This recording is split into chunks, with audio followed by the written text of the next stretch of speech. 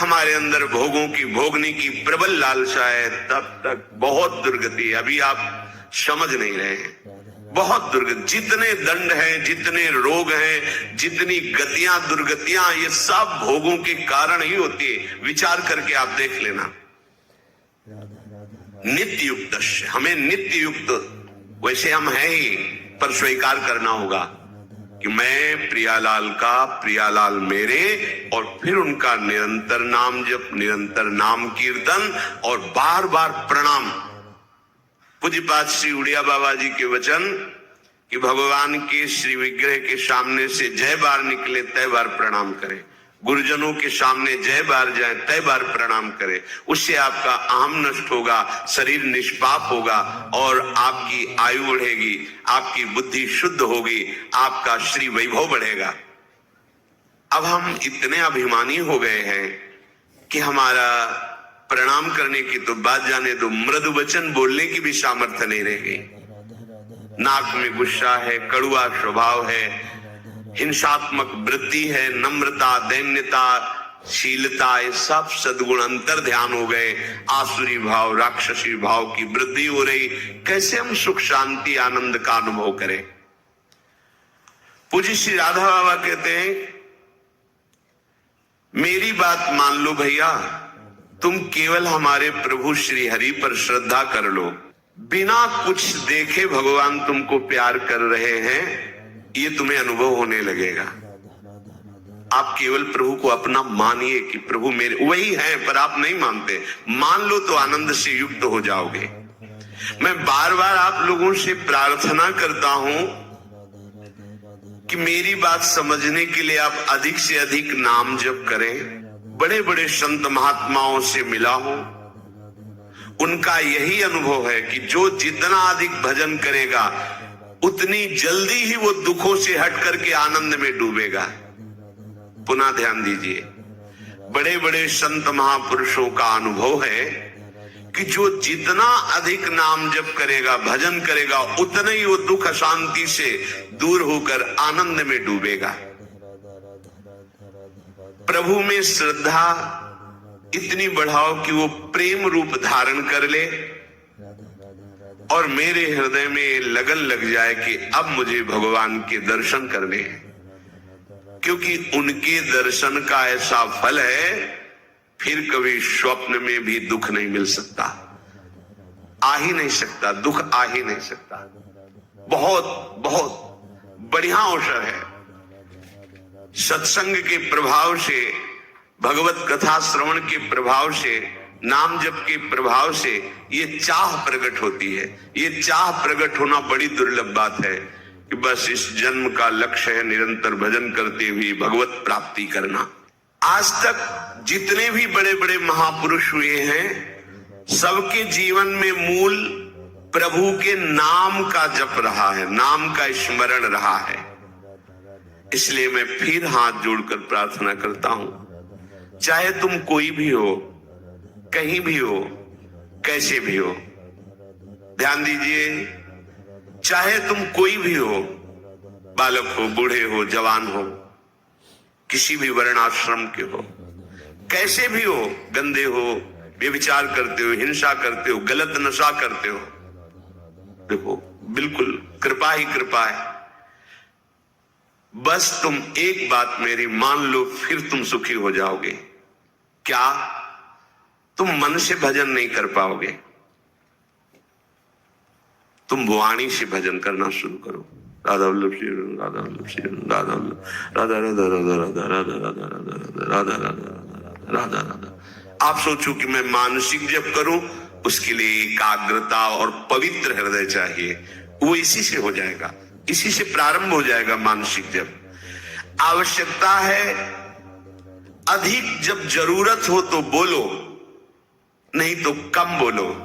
व्यर्थ में मत बात करो, नाम उच्चारण करो। तुम्हारे ओंठ हिलते रहने चाहिए।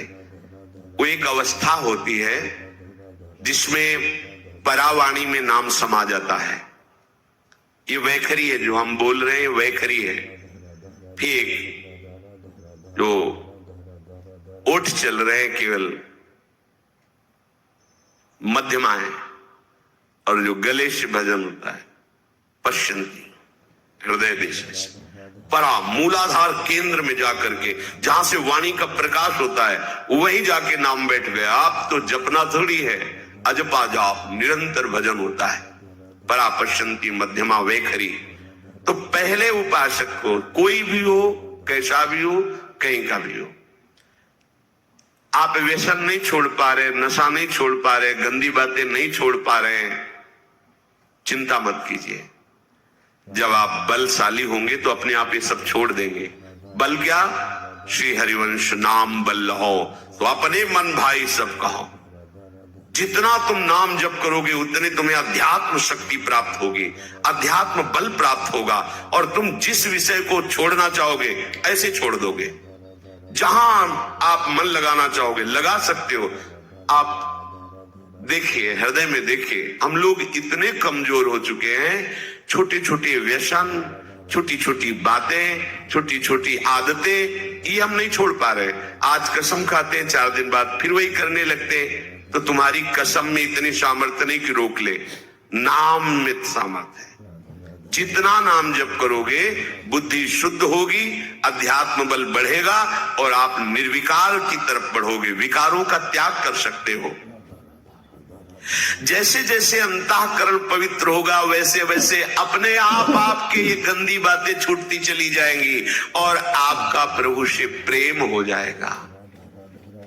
जब प्रभु से प्रेम हो जाता है तो प्रभु दूर नहीं रहते, हाँ बातें करते हैं। उपासक उनके साथ खेलता है पर ये दूसरा नहीं जान सकता। वही जान सकता है जिसे जना दे, नहीं तो उसका एकांतिक खेल चलता रहता है प्रभु के साथ। छिन छिन रुदन करंत छिन गावत आनंद भरी, छिन छिन हार हसंत यह जो कृपा हरिवंश की।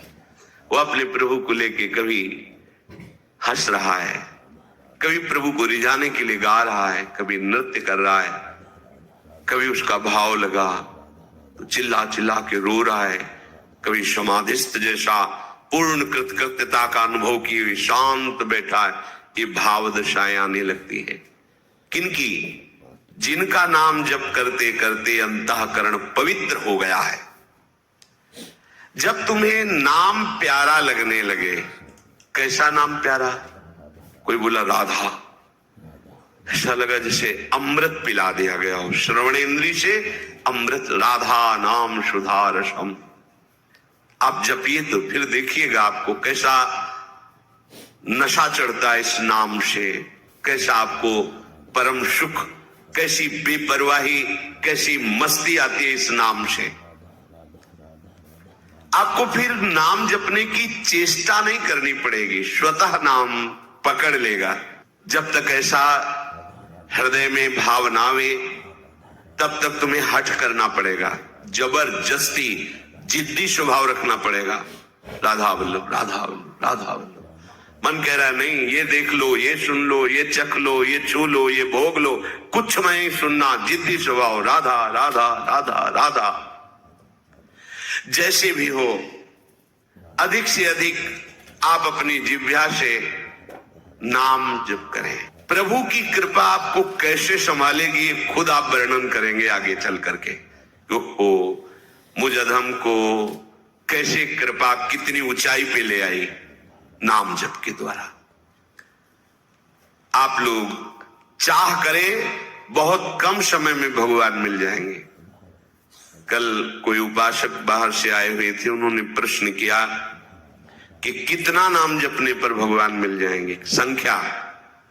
तो जहां भी संख्या वर्णन भी की गई वहां आपको उत्साह बढ़ाने के लिए की गई है।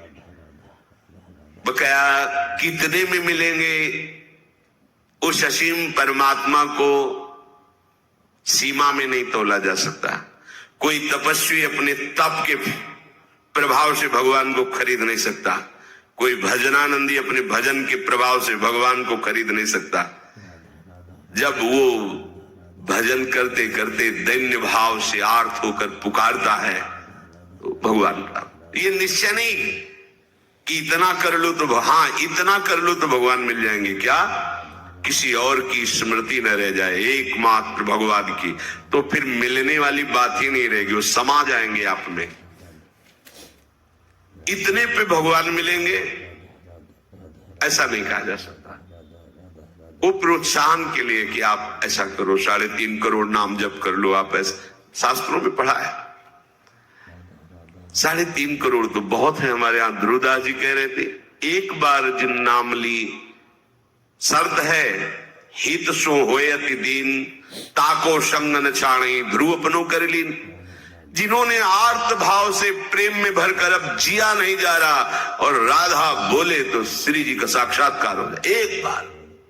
पर उसी एक बार के लिए तो हम बार बार अभ्यास कर रहे हैं। एक बार नारद जी महाराज भ्रमण करते हुए जा रहे थे, तो कुछ समीप पे ही एक बट वृक्ष के नीचे महात्मा भजन कर रहे थे, एक पीपल के नीचे भजन कर रहे थे। तो नारद जी को प्रणाम करके बट वृक्ष वाले महात्मा ने कहा, आप तो भगवान से मिलते रहते हैं, श्री हरि से पूछना कि मुझे क्या साक्षात्कार होगा आपका, और होगा तो कब होगा।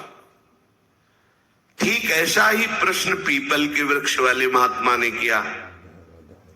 नारद जी ने भगवान से पूछा, तो बट वृक्ष वाले के लिए तो भगवान ने कहा इसी जन्म में मिल जाऊंगा। और पीपल वृक्ष के नीचे जो भजन कर रहे थे, बोले उनसे कह देना कि जितने पत्ते हैं इतने बार जन्म लेकर भजन करोगे तब तुम्हें हम मिलेंगे। नारद जी आए, दूर दूर थे, पहले बट वृक्ष वाला मिला, उनसे बता दिया। पीपल वृक्ष वाले महात्मा ने साष्टांग दंडवत किया, महाराज भगवान से मिले जी। क्या कहा भगवान ने? भगवान ने कहा आपकी भजन की जैसी धीमी चाल है, इसमें तो जितने पीपल वृक्ष के पत्ते हैं इतने जन्म लगेंगे। नाच पड़ा। किस बात पे? जन्म लेने वाली बात उनको समझ में ही नहीं। उनको यह कि भगवान मुझे देख रहे हैं ना कि मैं उनका भजन कर रहा हूं, भगवान मुझे जानते हैं ना।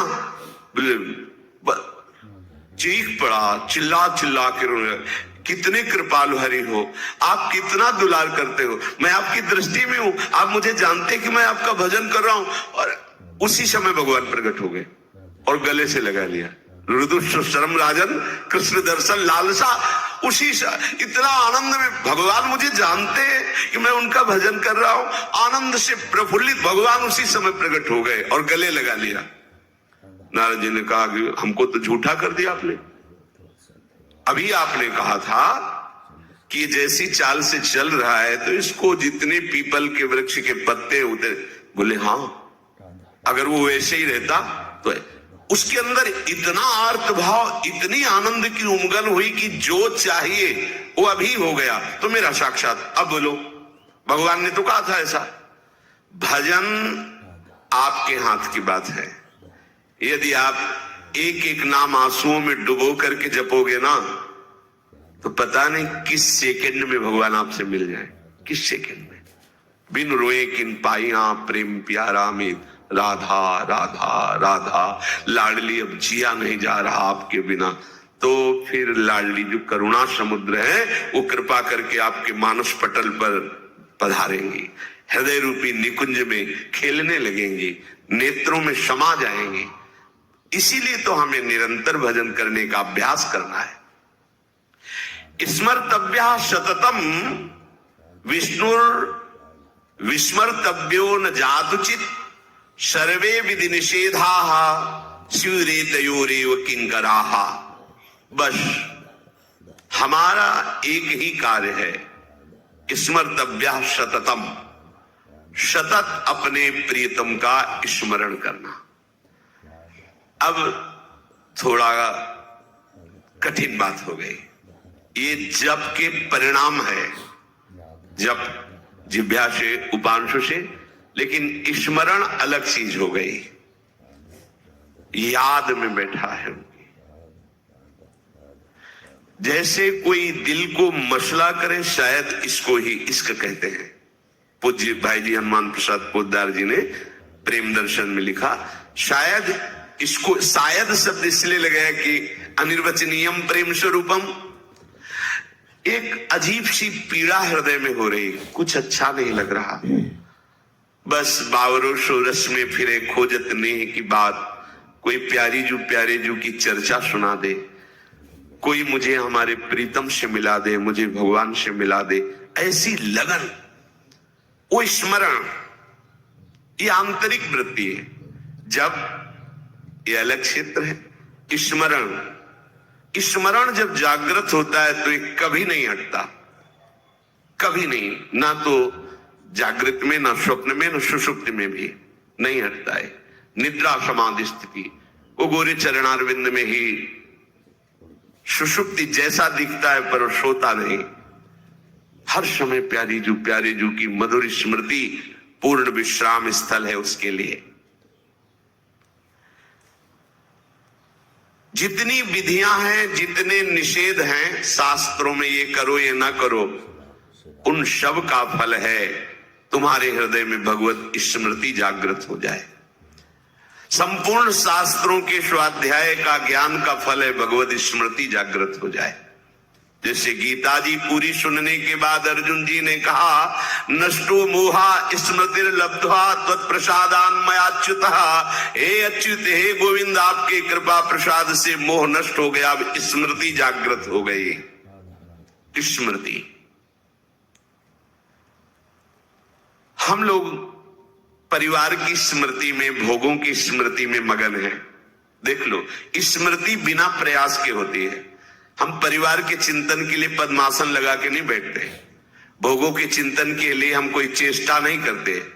बिल्कुल बाह्य चेष्टा रहित अंदर में पूरा का पूरा चिंतन भोगों का, परिवार का, सुख सामग्रियों का जैसे चल रहा है, ऐसे जब भगवत स्मरण चलने लगे, ये बात बन गई। यस स्मरण मात्रेण, तभी लिखा है स्मरण मात्रेण जन्म संसार बंधनात् विमुच्यते। जिनका स्मरण मात्र जन्म और मरण के चक्र से छुटा देता, विमुच्यते। स्मरण, अनंत जन्मों में अनंत बार हमारे पति पत्नी पुत्र परिवार सब मिले, लेकिन कोई पास नहीं। समझो तो इस जन्म का भी तुम्हारे पास कोई नहीं रहेगा। ये केवल एक जादू का तमाशा जैसा रच गया है, ये माया का तमाशा है। वो मायाधीश ऐसी माया रचता है। हम तुम तो बहुत छोटे बुद्धि वाले हैं। ज्ञानिनाम अपि चेतांश देवी भगवती हिसाब बलादा कृष्ण मोहाय महामाया प्रच्छति। बड़े बड़े ज्ञानियों के चित्त को बलात् अपनी तरफ आकर्षित करके भ्रम पैदा कर दे, उसे कहते हैं माया। दैवी हर्षा गुणमयी मम माया दृतया। तुम्हारी माया बाजी पसारी विचित्र, सुनिमुनि मोहे काकी कोड। किसकी गोद में बैठकर आपका विस्मरण हो जाता है? माया की गोद में। तो किसके बल से बलवान है माया? आपके बल से। इसलिए जब तक आपका कोई आश्रय नहीं लेता, तब तक माया के चाल को समझ नहीं पाता है। अनंत बार तुम्हारे मां हुए, पिता हुए, परिवार हुए, बिछुड़ गए। इस जन्म में भी वैसे ही है, बिछुड़ गए। ना कभी वो रूप था, ना कभी वो रूप मिलेगा। बीच में जो भास रहा है वो श्री कृष्ण ही उस रूप में है। जिस रूप को तुम माता पिता परिवार मान रहे हो मेरा प्रभु है, ऐसा मान लोगे तो जीवन मुक्त हो जाओगे। नहीं मानोगे तो मोह में फंस करके फिर दुर्गति को प्राप्त होगे। अनंत बार ये मैं, ये मेरा कह करके तुम मरते रहे और तुम्हारा मोह बंधन दृढ़ होता रहा। अब तो समझ जाओ, इस जन्म में एक बार तुम थोड़ी हिम्मत करो और हृदय से, सच्चे मन से प्रभु श्री कृष्ण को, श्री हरि को अपना मान लो। एक बार हृदय थोड़ा मजबूत करो। ये मजबूत होता है सत्संग से। और पुकारो कि प्रभु मेरे हो आप। पुकारो मीरा जी की तरह, मेरे तो गिरधर गोपाल दूसरो न कोई। है ही नहीं दूसरा। जैसे आप कहे तो फिर ये सब वास्तविक नहीं है, केवल भास रहा है। तो हंसी आती है जब वो दिखाते हैं, तो हंसी आती है कि वाह, बड़े प्रवीण हो, आप छुपने में बड़े प्रवीण हो, छुपा छुपी का खेल। ऐसे छुपे हुए तुम जान ही नहीं सकते ये प्रभु हो सकता है भला? वो है, वही है। मत्ता परतरम नान्यस् वासुदेवा सर्वम ईशावास्यविदम सर्वम यत्किंच जगत्याम जगत। पर कैसा छुपा छुपी का खेल खेल रहा है वो दिखाई नहीं दे रहा। यदि इस जन्म में तुम हमारी बात मान गए तो दशा बदल जाएगी तुम्हारी, ये रोना मिट जाएगा। ये जो हम अभाव में रो रहे हैं ना, ये हो जाता तो ठीक है, ये हो जाता तो ठीक है, ये हो जाता तो ठीक है। एक बार तुम श्री कृष्ण को अपने हृदय के भावों को समर्पित करके देखो, निहाल हो जाओगे। मेरी प्रार्थना है इस जन्म में भूल मत करना, पूज्य श्री राधा बाबा के मेरी प्रार्थना है इस जन्म में भूल मत कर देना। हृदय की सारी शक्ति को समेट करके एकमात्र प्रभु के चरणों का आश्रय ले लो। फिर कृपा में तुम्हें कैसे चलाते हैं तुम देख लेना। तुम्हारी नीयत भर ठीक हो जाए, नीयत प्रभु को पाने की, प्रभु को अपना मानने की, फिर आप देख लेना। इसलिए मैं अंतर हृदय की बात तुमसे कहता हूं कि प्रभु के बिना तुम्हारा दुख, तुम्हारी अशांति, तुम्हारी समस्याएं कोई नहीं हटा सकता। ये तुम भूल मत करो कि कोई ऐसे हाथ कर देगा, कोई तुम्हें फूल माला दे देगा, कोई जंतुर दे देगा, कोई कुछ कर देगा। हम अश्रद्धा नहीं करते, पर भाई देखो, तुम्हारे कर्म जितने प्रबल है तुम्हें दंड देने के लिए, किसी जंतुर में इतनी ताकत नहीं है, किसी राख में इतनी ताकत नहीं, किसी फल फूल में इतनी ताकत नहीं, किसी आशीर्वाद में ताकत नहीं। खुला समझ लो, बड़े बड़े महापुरुषों के, संतों के वचन और शास्त्रों के वचनों के अनुसार हम तुम्हें कह रहे हैं, को न काहू के सुख दुख कर दाता और निज कृत कर्म भोग सुन भ्राता। बस किसी के प्रभाव से तुम सन मिटे की विधि के अंका, तुम्हारे आशीर्वाद से विधि के अंक नहीं मिट जाएंगे। अगर कोई मिटा सकता है तो वो भगवान है। मुकदमे में हार गए हो, फांसी की सजा आप भी बच सकते हो अगर राष्ट्रपति क्षमा कर दे। ये अनंत ब्रह्मांडों का स्वामी है श्री कृष्ण।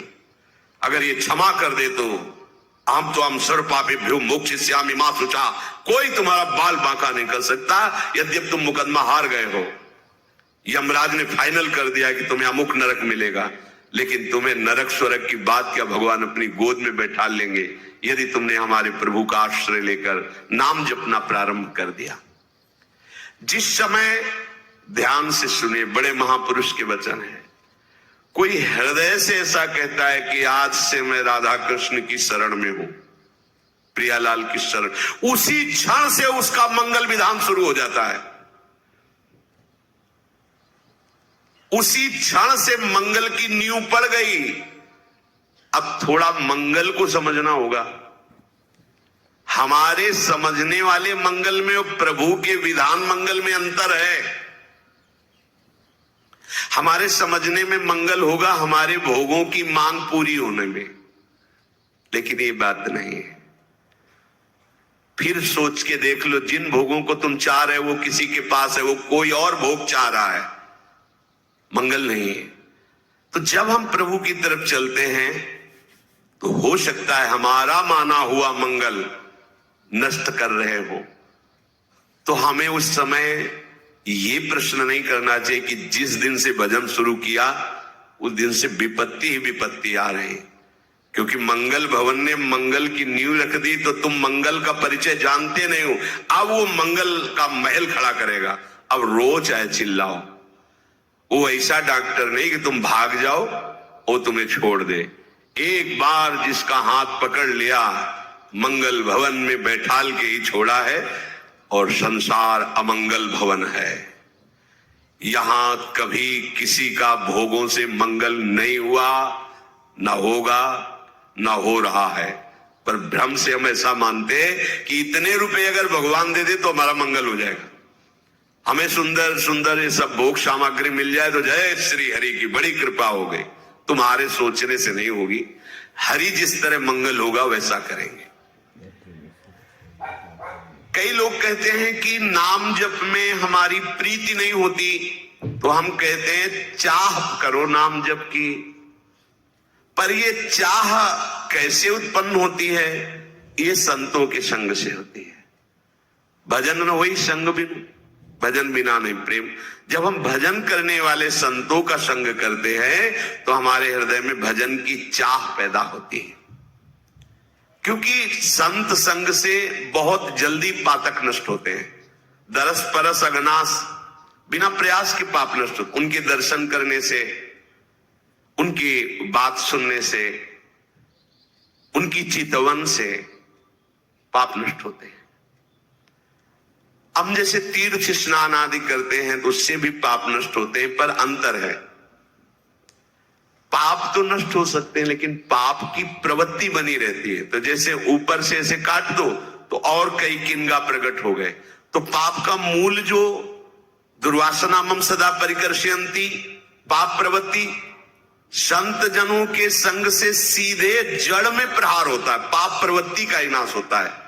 इसलिए गंगा पापम शशीतापम दैन्यम कल्पतरुस्तथा, लेकिन पापम तापम तथा दैन्यम हरति साधु समागमा।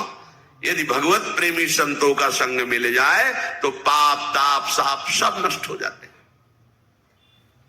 कोई भी चाह जब तक संसार की है तब तक असली भजन की चाह नहीं प्रकट होती है। बोले ये तो बाबा जियों के लिए है भजन की चाह, हम तो भाई गृहस्थ, हमें तो भोग चाहिए ही। देखो, चाहिए नहीं तुम्हें, बात समझ लीजिए। तुम्हें सुख चाहिए, तुम्हें शांति चाहिए, तुम्हें आनंद चाहिए, तुम्हें मृत्यु नहीं चाहिए, दुख नहीं चाहिए, अशांति नहीं चाहिए। बोलो सबको ये चाहिए ना, तो ये यहां नहीं है, ये प्रभु के यहां है। प्रभु के नाम में, प्रभु के रूप में, प्रभु की लीला में, प्रभु के धाम में। अब आपको चाहिए, ये ढूंढ इधर रहे तो कैसे मिल जाएगा? तो बोले फिर हमारा जीवन कैसे चलेगा?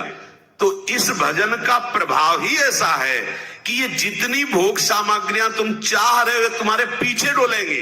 अभी तुम समझते क्या हो? ब्याज में तुम इस लोक से परलोक तक सम्माननीय हो जाओगे। सारी सुख सिद्धियां तुम्हारे चरणों में, मूल में भगवान मिलेंगे। हरिवंश महाप्रभु के यही परलोक। भला कसम दिलाने की क्या थी जरूरत? लेकिन महाप्रभु इसीलिए कह रहे कि अज्ञानी जीव मानेंगे नहीं, तो आचार्य स्वरूप होके कह रहे मेरी सो तुम्हें हमारी कसम है, हमारी बात पर विश्वास कर लो, तुम इस लोक और परलोक में सदा सुखी रहोगे।